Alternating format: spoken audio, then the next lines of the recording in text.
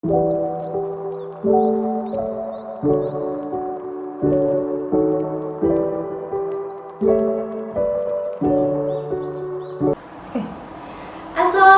warahmatullahi wabarakatuh. Halo semuanya, kembali lagi di podcast PG PAUD UNESA. Nah, pada kali ini merupakan podcast episode ke-11 PG PAUD UNESA nih teman-teman.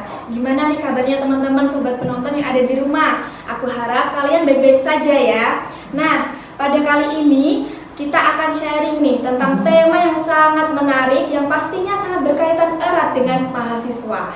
Kira-kira apa sih tema tersebut? Nah, tema kali ini pas banget nih buat para sobat PAUD yang baru saja menjadi mahasiswa baru atau mahasiswa yang sudah masuk di tahun lalu. Khususnya buat mahasiswa-mahasiswa yang ingin berprestasi dalam dunia perkuliahan nih pas banget karena PKM ini meliputi penelitian dan juga pengamatan serta pengabdian nih teman-teman. Nah, kira-kira saya hari ini tidak sendiri ya teman-teman. Saya sudah ditemani oleh narasumber yang luar biasa dan juga sangat hebat. Di sini sudah ada Bu Sri Widayati, SPD FED. Selamat datang Bu Wida. Selamat datang teman-teman semuanya. Selamat datang khusus untuk mahasiswa maba baru dari PG PAUD UNESA. Welcome to our home. Ya, silakan. Apa kabar Bu Wida? Alhamdulillah sehat. Saya harap juga teman-teman juga sehat semuanya ya. Iya, amin. Semoga teman-teman penonton semua yang menonton kali ini juga sehat semua ya Bu Wida. Amin. Oke. Kita sudah berkenalan dengan Bu Wida selaku narasumber kita pada tema kali ini yaitu tentang PKM. Nah, pastinya teman-teman ini sudah bertanya-tanya nih Bu Wida. Tadi kan sudah dijelaskan bahwasannya PKM itu merupakan suatu kegiatan yang mana di dalamnya itu ada kegiatan penelitian, pengamatan serta pengabdian. Nah, menurut Bu Wida sendiri, kira-kira apa sih PKM itu Bu Wida? PKM ini adalah suatu program ya. Kreativitas mahasiswa di mana dalam program ini diharapkan teman-teman bisa mengeluarkan semua ide-ide keterbaruannya ya. Teman-teman bisa memodifikasi, bisa mengeluarkan ide-idenya terkait dengan penelitian maupun pengabdian masyarakat. Di sini juga merupakan ajang teman-teman untuk dari sejak dini memulai untuk start untuk menulis ya. Dan ini ketika teman-teman selalu mengikuti kegiatan ini setiap tahunnya, itu akan membantu teman-teman untuk melatih untuk skripsinya teman-teman. Ya, jadi akan lebih banyak punya pengalaman dan akan memudahkan nanti ke depannya ketika menghadapi skripsi. Karena dia itu juga untuk ini ya teman-teman melatih bakat kita tentang kepenulisan. Jadi kita nanti lebih bisa belajar untuk menulis. Iya, belajar lebih menulisnya dan lain sebagainya ya. Nah, tadi kan sudah dijelaskan sama Bu Wida tentang apa sih itu PKM. Sekarang saya mau lanjut ke pertanyaan selanjutnya Bu Wida. Kira-kira itu kan setahu saya ada beberapa jenis PKM ya. Betul. Nah, mungkin bisa dikonfirmasi kembali oleh Bu Wida. Kira-kira apa saja sih Bu Wida jenis-jenis PKM ini? PKM itu ada yang berkaitan dengan ide, ya. Untuk penelitian ide gagasan ya. Kalau ide gagasan ini berarti teman-teman hanya menciptakan suatu ide gagasannya ya, dan kira-kira akan bagaimana ya ide gagasan tersebut, manfaatnya, dampaknya ya. Tapi teman-teman nggak perlu sampai jatuhnya ke penelitian lebih lanjut, hanya teman-teman mengkajinya dari literatur dan istilahnya ide teman-teman ini pendukungnya ada dasarnya dan hasil penelitian pendukung gitu ya. Itu sementara kalau misalnya penelitian yang berkaitan dengan berbau bidang teknologi, berarti teman-teman harus sudah punya ide dan punya konsep yang matang terkait dengan konsep ide teknologinya. Kalau misalnya sudah punya prototype, karena kalau agak kesulitan nih ketika waktu kemarin kelas gitu ya, punya ide terus diterima dananya gitu ya, benar-benar udah diterima, tetapi ketika itu cuma baru ide dan baru dipikirkan nanti kalau udah dapet dananya baru dipikirkan lebih lanjut gitu ya, ternyata itu akan mengalami kesulitan Jadi akan lebih baik. Jadi kalau misalnya teman-teman udah punya apa sih sudah sebenarnya sudah punya suatu produk udah setengah jadi, atau kalau bisa sudah jadi ya tinggal pengembangannya dan itu memerlukan dana. Nah itu kan lebih baik, itu lebih better. Dan kalau untuk teknologi sebaiknya teman-teman ini harus antar jurusan, terutama apakah yang dengan teknologi pendidikan atau dari teknik ya, programmer, itu akan lebih banget ya, dan itu akan meminimalis dana ya, maksudnya dengan budget yang teman-teman terima itu bisa suitable gitu ya, sesuai dengan sesuai dengan hasilnya. Betul. Tapi kalau misal teman-teman dari awal sudah tidak punya yang punya basic itu, maka otomatis ya teman-teman akhirnya menyewa gitu ya. Nah, menyewa itu lebih mahal gitu ya dibandingkan ini. Nah, itu salah satunya. Kemudian kalau teman-teman mengambil PKM ya, pengabdian masyarakat, kemudian terkait dengan sebaiknya harus punya sudah terkonsep dengan kenalan yang sudah sangat dekat sekali dengan kecamatannya, desanya, karena nanti itu akan dibutuhkan surat menyurat kerjasama dengan pihak pemerintahan gitu ya. Jadi misalnya apakah PKK, jadi harus sudah punya aksesnya, sudah ada relasi. Iya, itu lebih jangan istilahnya punya konsep itu tetapi kita tidak punya relasi itu akhirnya menjadi pas udah bener dananya dapet, nah pas waktu nih ada kendala itu gitu loh ya. Itu yang kadang-kadang teman-teman nggak terpikiran seperti itu. Kemudian ada lagi misalnya penelitian yang terkait dengan produk ya, kewirausahaan ya kan. Ini juga ketika waktu itu kemarin saya sempat menjadi salah satu wawancara gitu ya, terus kemudian idenya bagus gitu ya, terus udah gitu, tetapi ternyata dia belum menguji coba, jadi ide itu belum diuji coba gitu ya, belum punya sampel lah ya. Nah sebaiknya harusnya teman-teman ketika membuat ide itu memang sudah ada maksudnya sudah pernah menguji cobakan, udah punya komposisinya yang pas untuk kalau bikin makanan gitu ya, misalnya aja nugget gitu ya, dengan kombinasi suatu varian yang baru, misalnya sayuran apa gitu, apa. Nah itu kombinasinya bagaimana nuggetnya itu, dagingnya berapa, ikannya berapa gitu ya. Nah itu harusnya sudah ada uji cobanya.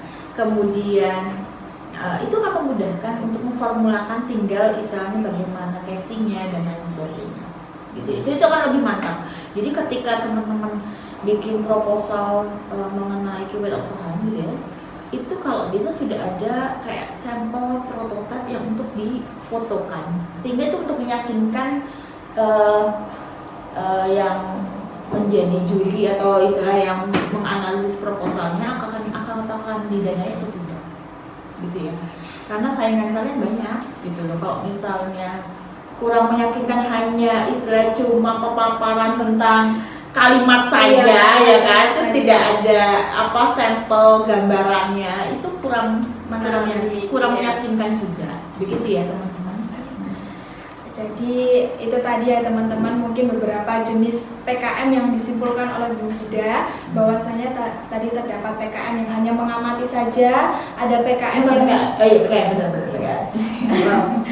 PKM yang hanya mengamati saja ya Bu, ada juga PKM yang melibatkan teknologi, lalu juga ada PKM yang melibatkan masyarakat atau yang biasa dikenal sebagai PKM PM, pengabdian masyarakat, seperti itu. Nah kita lanjut ke pertanyaan selanjutnya nih Bu. Mungkin pertanyaan ini juga mewakili teman-teman semuanya ya, kira-kira bagi maba apalagi nanti yang pastinya akan diikut sertakan untuk kegiatan PKM ini.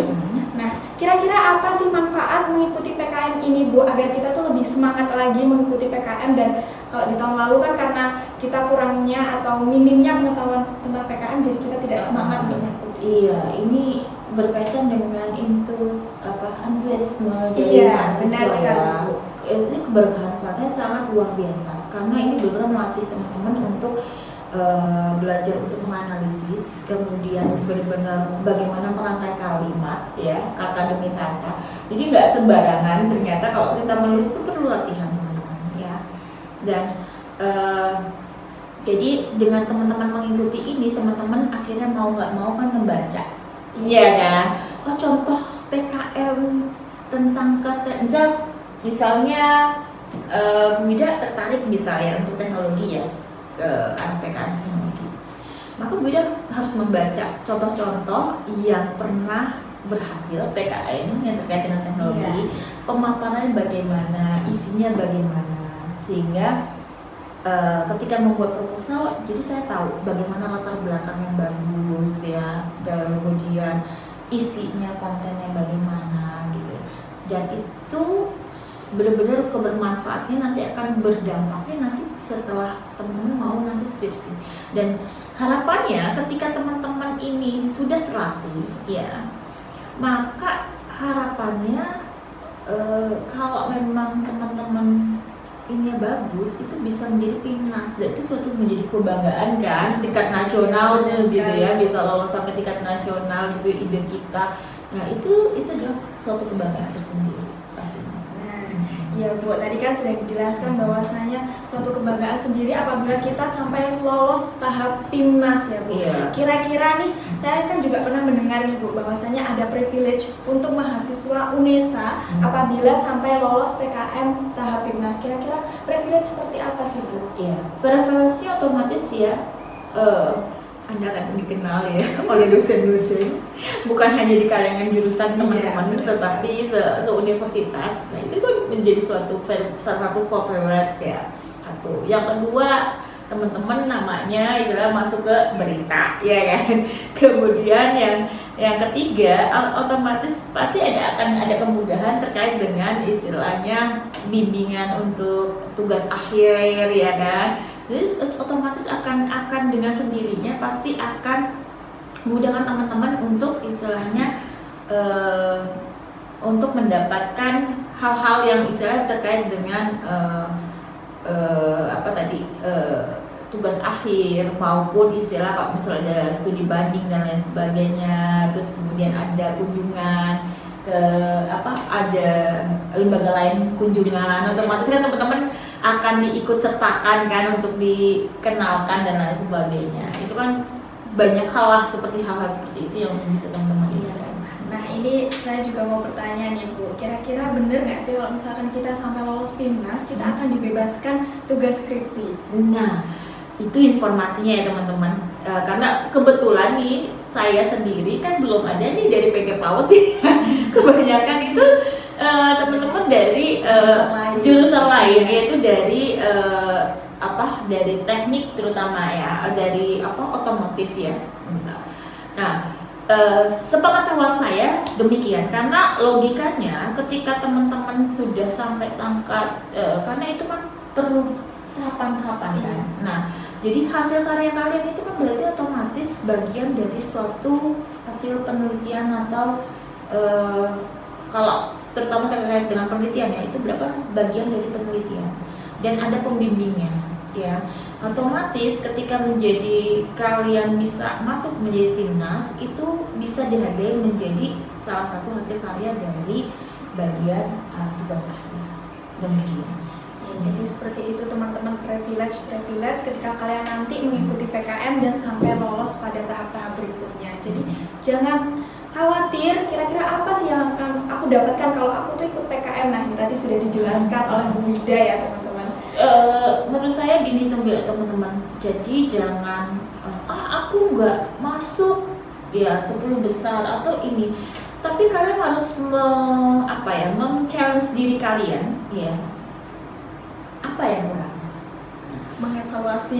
Iya, dan sebenarnya kelebihan yang terutama itu tadi, ya, menulis, karena menulis suatu karya ilmiah itu perlu latihan, ya. Membuat latar belakang itu perlu latihan berulang kali, ya. Kalau misalnya nggak dilatih, ya otomatis itu ada asal strategi, ada step by step. Jadi kalau misalnya kalian jarang melatih, nanti pas kalian skripsi itu kalian akan mengalami kesulitan. Jadi tolong teman-teman mulai sekarang hindari dari berkaitan dengan tugas-tugas, harus percaya diri, confidence untuk membuat kalimat, tidak copy paste indah. Copy paste indah. Boleh baca, tetapi bukan berarti itu langsung dipindahkan begitu saja. Ya, gitu teman-teman. Iya, terima kasih Bu Ida. Lalu nih pertanyaan selanjutnya, tadi kan sempat disinggung bahwasanya ada tahapan-tahapan ya Bu ya. Kira-kira itu tahapan-tahapannya itu bagaimana sih Bu untuk PKM ini sendiri? Oke, pertama-tama yang saya tahu ya teman-teman, kalau misal teman-teman menulis suatu PKM ya, itu baik penelitian maupun pengabdian kemasyarakatan, nah itu ditampung dulu di fakultas, kemudian diseleksi di fakultas, tingkat fakultas ya, tingkat fakultas, dari tingkat fakultas nanti 3 besar ya, atau berapa dari fakultas ini dengan masing-masing jenis-jenis PKM-nya itu, ya kan? Itu ada kuotanya berapa-berapa, diseleksi antar jurusan. Nah, dicari misalnya kalau memang kuotanya adalah 10 terbaik, maka 10 dari semua jurusan pokoknya 10 gitu ya. Kemudian setelah itu nanti diseleksi ya, dari 10 tadi itu akan mendapatkan dana, dari 10 nanti itu akan diseleksi lagi untuk menjadi kayak misalnya kalau misal 3 besar atau 1 besar dari FIP nanti diwakilkan ke universitas gitu loh. Demikian seterusnya sampai akhirnya ke pusat. Demikian. Terima kasih. Nah, ini nih buat teman-teman yang nantinya mungkin akan ikut PKM karena sudah mendengarkan podcast kali ini ya Bu, jadi tertarik untuk ikut PKM. Kira-kira tips apa sih agar lolos PKM Bu menurut versi Bu Ida? Iya, jadi kita harus tahu dulu mau jenis PKM mana yang kita inginkan. Kemudian kita pelajari contoh-contoh PKM yang lolos, baik dari judul maupun istilahnya runtutan, ya, latar belakang dan lain sebagainya. Kemudian kita ikutin pakemnya, karena kadang-kadang setiap tahun ya itu ada perubahan template. Nah, kita harus menyesuaikan template. Kadang-kadang teman-teman nulis tapi tidak sesuai dengan template.